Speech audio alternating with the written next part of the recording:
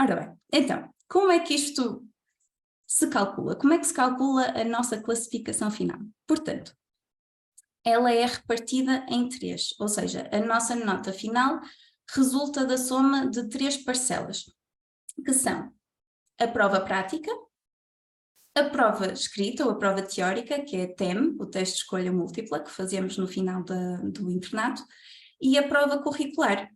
E essa sim, dentro da prova curricular é que nós vamos ter 60% da discussão curricular e 40% da avaliação contínua. E pronto, aqui está a realidade. Portanto, nós andamos a trabalhar durante 4 anos para 13% da nossa nota e depois o resto da nota é decidido em 2 dias no final de todo o nosso internato. Vou então falar um bocadinho mais aprofundadamente destas diferentes componentes da avaliação final. Mais para lá, para vocês verem, se bem que acho que é fácil de compreender. Portanto, a TEM, tal como eu disse, é um teste de escolha múltipla, sendo que a grande maioria das questões que são colocadas estão em formato de escolha múltipla, mas também podem estar em formato de correspondência ou até mesmo de resposta curta ou verdadeiro e falso. São colocadas 100 questões com uma duração de 120 minutos. Ou seja, parece que não, mas é um tempo bastante apertado.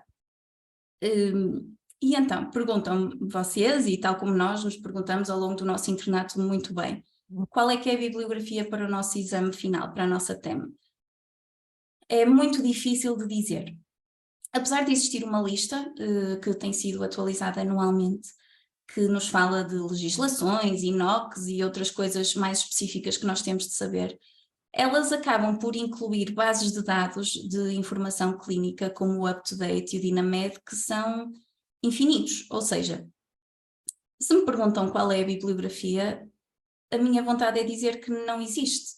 Passa muito pela nossa capacidade de perceber quais são os objetivos formativos e procurar as fontes de informação mais relevantes e atualizadas para suprir a nossa necessidade de formação. E isto não é fácil de gerir, como vocês já devem ter percebido pelas questões que me vão colocando. Pronto, mas também é uma questão para abordar mais tarde. Relativamente à prova prática, como é que decorre? Lá está, não é muito diferente das provas orais que vocês vão fazendo no segundo e no quarto ano. Temos, mais uma vez, um júri de 3 elementos, um deles o nosso OF. Desculpem, está aqui uma mosquinha, acho que também quer aprender. E, portanto, nesse júri, o que é que vamos fazer? Eles recebem 3 envelopes, com 3 casos clínicos, sendo que cada um deles é de uma tipologia diferente. Temos obrigatoriamente um caso clínico de doença aguda, um caso clínico de doença crónica e vigilância de saúde e um caso clínico de doente complexo.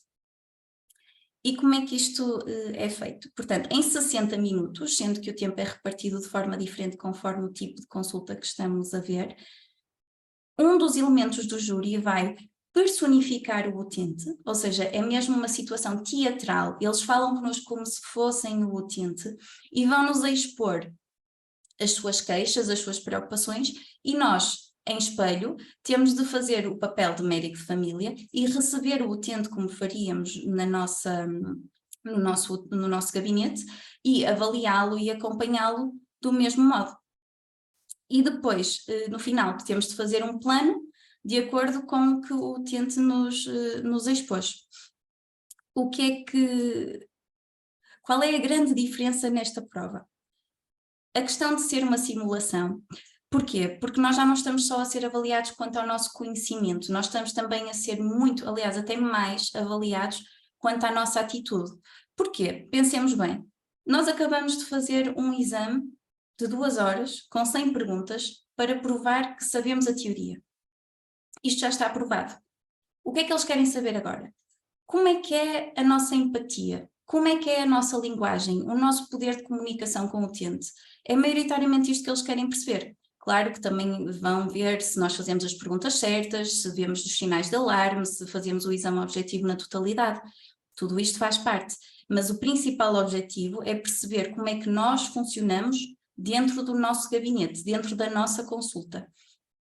E isto pode parecer bastante intimidante e é preciso treinar bastante, mas quando chegarem lá vão ver que se encararem aquilo como uma consulta que vocês passaram 4 anos a fazer, não é tão aterrorizador como parece.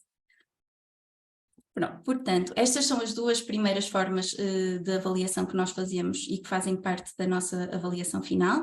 E então vou passar à terceira, que é ligeiramente mais complexa em termos de componente, que é a prova curricular. Desculpem, deixem-me chegar aqui para lá. Portanto, o que é a prova curricular? A prova curricular é, em parte, a nossa nota de avaliação contínua e, por outro lado, a nota que temos na nossa discussão curricular. E como é que vai ser calculada a nota da nossa discussão curricular? Nós, ao longo do 4º ano, ou melhor, no final do 4º ano, nós entregamos um currículo. Este currículo vai ser avaliado pelos 3 elementos do júri que nos vão fazer o exame final. De acordo com a sua leitura do nosso currículo e da grelha de avaliação que eles têm, onde está muito bem estipulado exatamente o que é que nós temos de ter, quais são os nossos critérios a cumprir, cada um dos elementos do júri vão nos dar uma nota. No dia do exame, os 3 elementos juntam-se e fazem uma média aritmética das 3 notas. E esta é a nossa nota de expectativa, ou seja, de acordo com o nosso currículo, esta é a nota que nós merecemos. Mas no próprio dia do exame nós vamos fazer a nossa discussão curricular e esta discussão pode fazer com que a nossa nota varie ou flutue 10% para baixo ou para cima. E então vocês perguntam-me exatamente o que é uma discussão curricular? Bem, é uma prova oral onde nós vamos defender o nosso currículo.